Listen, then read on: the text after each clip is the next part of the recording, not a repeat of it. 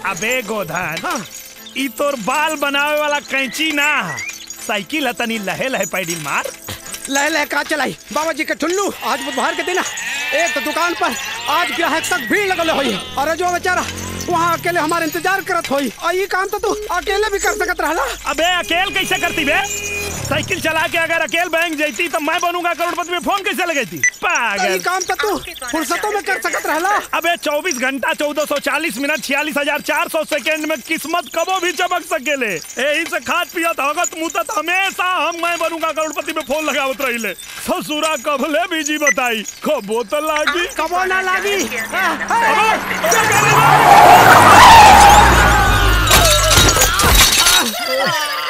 अरे गोधना, हाँ भाई, जिंदा बाड़े। हाँ भाई।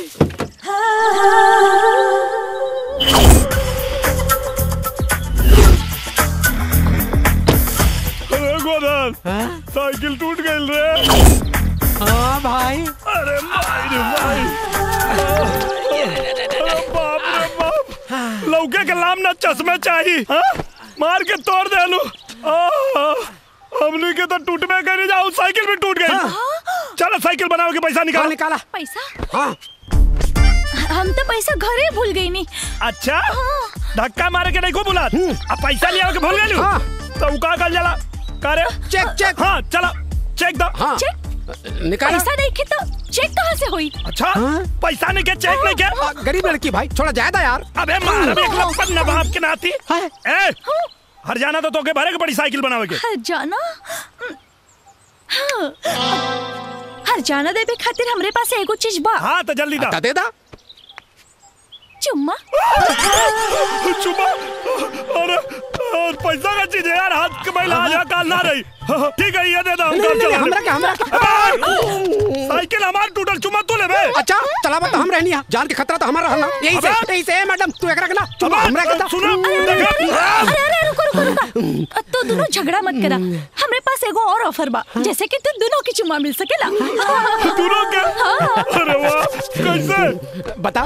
तू लोगन के पास मोबाइल तो है देखा? हाँ ना। तो ठीक बा, एक के मोबाइल पे चुम्मा मिली और एक के डायरेक्ट। अच्छा, अब तू दोनों डिसाइड कर ला के मोबाइल पे चुम्मा चाहिए के डायरेक्ट। लिखवा दे। हाँ ता हम तय कर लेनी। हाँ। तू मोबाइल नंबर लिखा। हाँ लिखा। 772214 1714 1714। अरे हमार नंबर वका लिखवा दे रे। काहे कि तू लेबा मोबाइल पर चुम्मा और हम ले डायरेक्ट। बड़का चालू बनता रे। अच्छा डायरेक्ट चुम्मा ले। देखा साइकिल तो हम चलाते हैं। पहले ही बताओ, हमारा बीचवा में काहे घुसल चाहता है? काहे हमरा बीच में घुस जाला है? तोरा बीच में हम घुसी ले। अभी तो घुसला।